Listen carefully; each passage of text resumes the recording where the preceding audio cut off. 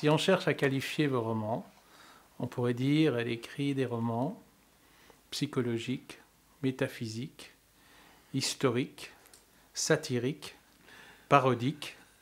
Est-ce que si on disait que vous étiez une romancière tout-terrain, vous seriez heureuse? Pas vraiment, non. Pas vraiment, parce que je crois que c'est toujours très structuré, pas tout terrain du tout, que je ne vais pas dans toutes les régions, que j'ai quand même le champ dans lequel je me promène est quand même assez défini. En général, le monde du bonheur dans le crime, par exemple, ce monde de professeurs, d'enseignants, de gens, d'intellectuels de niveau socioculturel moyen, c'est plutôt dans ce monde-là que je me promène d'habitude. Moi qui n'ai pas connu les hommes, c'est un événement qui m'est arrivé et qui est exceptionnel, quoi. Un accident. Un accident, oui, Un tout météorite à fait. dans l'œuvre. Absolument. Un astronef qui j'ai été enlevé pendant un petit temps par des extraterrestres. Qu'est-ce qui déclenche le roman? Qu'est-ce qui fait qu'on a envie de parler de ça plutôt que d'autres choses? Ça ne doit quand même pas se passer de la même manière chaque fois. Non, c'est chaque fois différent, mais euh, c'est souvent quelque chose qui me traîne dans l'esprit depuis longtemps. Et puis un jour, il y a une phrase clé qui éclate, qui tombe sur le papier, et tout est derrière. Mais souvent, ce sont des idées que j'ai promenées parfois pendant 20 ans, hein, et puis, ou bien quand même pendant quelques années. À part moi qui n'ai pas connu les hommes, il ne m'est jamais arrivé de me lancer dans un truc qui n'avait pas une longue gestation. D'ailleurs, celui-là a peut-être une longue gestation. C'est pas à vous qu'il consciente. faut demander si ça a été inconscient ou pas. Là, c'était tout à fait inconscient, c'est sûr. Le motif premier d'écrire des romans, c'est d'user de sa liberté. Je ne dis pas que c'est le motif premier, mais c'est en tout cas un lieu où on peut en user totalement, sans aucune limite, sans aucune restriction.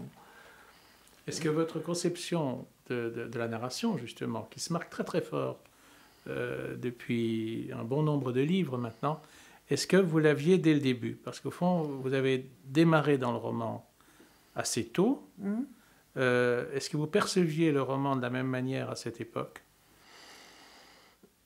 Je crois qu'il y a quand même un changement, c'est-à-dire que dans les 3 premiers, ceux de la première période, il me semble que j'étais beaucoup plus coincée par des notions de classicisme, de construction, presque les 3 unités, en tout, sauf Les Bons Sauvages, où j'allais un peu plus vers le picaresque, mais quand même toujours...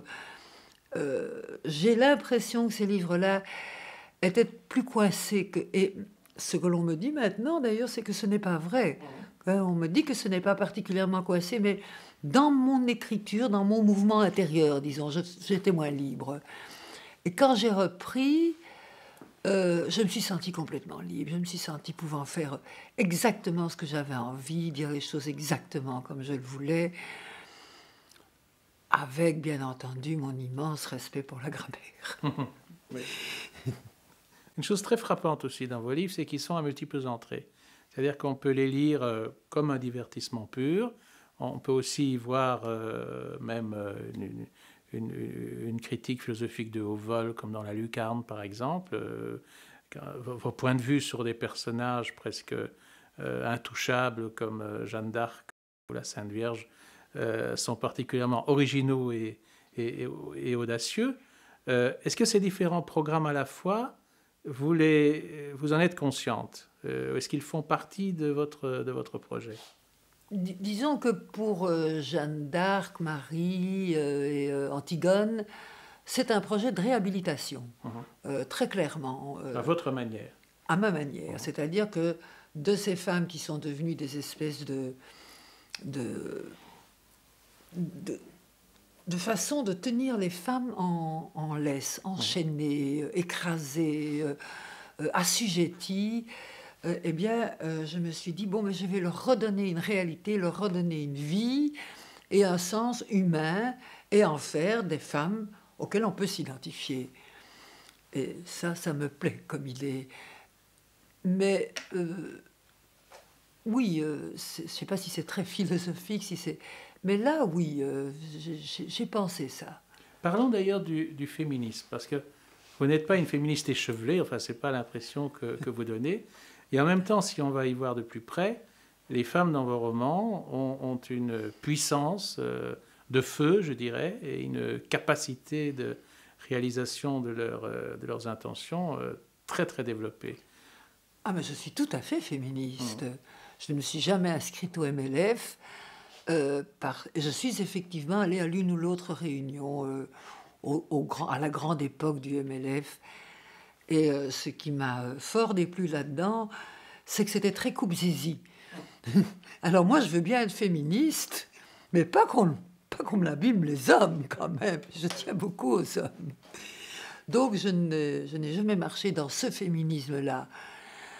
Je crois d'ailleurs, pour finir, que les hommes sont aussi coincés que nous, les femmes, par toute une série d'images qu'on leur colle dessus, mais que les images qu'on colle sur les hommes sont plus confortables, ce sont en général des images de puissance, c'est beaucoup plus agréable que la femme à la cuisine et à la lessive, quoi. Donc, ils n'ont pas besoin de se battre. Les femmes ont eu besoin de se battre. J'appartiens à une génération à qui on disait non, ça c'est pas pour toi, c'est pour les garçons. Et à l'école, où il y avait la bibliothèque rose et la bibliothèque verte, eh bien, quand on demandait un livre de la bibliothèque verte, il y avait une inquiétude dans le regard de l'institutrice qui prêtait les livres. Peut-on prêter à une petite fille un livre de la bibliothèque verte? Est-ce que vous avez des romancières de référence? Est-ce que dans vos lectures, peut-être adolescentes, est-ce que, je ne sais pas moi, Charlotte Brontë vous est apparue à un moment donné comme... Émilie. Voilà, c'est Émilie Brontë, par exemple. Oui, c'est ça. Ah oui, je ne me remettrai jamais de ne pas avoir écrit Les Hauts de Hurlevent. Oui. Ça, c'est certain. Ne pas avoir mené sa vie, ça peut aller. Parce que vraiment, la vie d'Émilie Brontë, c'est terrifiant. C'est pas enviable, oui. Oui, mais oui, ça, c'est un des tout grands livres. Mais, Madame de Lafayette et la princesse de Clèves. Mais bon, George Sand, Madame de Staël ne m'ont pas trop transporté. Non. Virginia Woolf, bien, en revanche. Pardon? Woolf, bien. Virginia Woolf, elle me donne des sentiments très compliqués. Oui. Mais je viens de découvrir un écrivain, donc un ami m'a fait découvrir, qui est Madame de Charrière, Oui. dont on ne parle plus guère, qu'on ne connaît presque plus. Et là, c'est un écrivain magnifique, quoi. On devrait rééditer ça. Belle van Zuylen. Oui. Belle de Zuylen, oui. Mais justement, quand vous dites sentiments mélangés autour de Virginia Woolf, est-ce que c'est ça qui a entraîné Orlanda ou pas? Non, mais à partir du moment où j'avais l'idée d'Orlanda, l'idée d'aller envahir ce malheureux jeune homme, il est évident que j'ai pensé à Orlando, j'ai pensé à un autre aussi, qui traite aussi de ce même thème, qui est Si j'étais vous de Julien Green, que j'ai d'ailleurs relu à l'époque et qui est tellement ennuyeux, tellement mauvais, c'est épouvantable.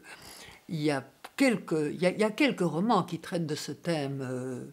Il y a une magnifique nouvelle de... Allez, le grand novelliste français, voilà que son nom m'échappe. Maupassant, qui traite aussi du même thème. Mais Virginia Woolf, alors je suis retournée à Orlando, puis je me suis dit, il faut quand même que j'aille lire le restant de Virginia Woolf, que je ne connaissais pas bien. Et c'est toujours la même chose, elle a une langue sublime, et elle raconte des histoires d'un ennui inimaginable. Alors parlons de la langue. La langue, est-ce que c'est un tremplin, ou est-ce que c'est un garde-fou, ou est-ce que c'est une source d'inspiration? C'est une passion, c'est un amour. J'ai l'amour du français qui m'a été inoculé très tôt par mon professeur de français, que j'appelle opiniâtrement Mademoiselle Barthes, que j'ai retrouvée il y a quelques années. Enfin, elle m'a retrouvée dans une librairie. J'espérais bien qu'un jour ça arriverait. C'était une femme qui lisait qui allait dans les librairies. Et je me disais... Et qui vous a lu? Et les années passant, je me disais, elle doit être morte, sinon elle sera bien tombée sur mon nom. Et s'il tombe sur mon nom, elle se souvient de moi et elle m'écrit. Et ça a fini par se passer. Elle m'a écrit, nous nous sommes revus. Et elle m'a donné cette passion du français, dans laquelle je deviens de plus en plus pointilleuse, de plus en plus exigeante. Je tolère de moins en moins tout ce qu'on fait subir à la langue en ce moment. Et elle devient de plus en plus généreuse, de plus en plus ouverte. Et c'est une grave dissension. Donc, pour vous, cette rigueur que vous cherchez dans la langue, vous ne la vivez pas comme une entrave, néanmoins? Ah non, non, non, non, au contraire, c'était... Ah non, pour moi, c'est une liberté. Pour moi, je crois que ce n'est qu'à l'intérieur d'un cadre que l'on peut être libre. Sinon, c'est pas de la liberté, c'est n'importe quoi. C'est d'ailleurs du n'importe quoi, comme on voit beaucoup de choses publiées actuellement. Pour moi, c'est un cadre, c'est une source. Et puis, ça permet des transgressions. Sans limite, il n'y a pas de transgression. Alors, les gens qui écrivent n'importe quoi, vous n'avez jamais un sentiment d'excitation parce qu'il y a quelque chose qui a été transgressé et ça vous donne un petit sentiment de commettre un péché, quoi. Moi, je peux encore commettre des péchés. Donc c'est le bonheur dans le crime. Absolument.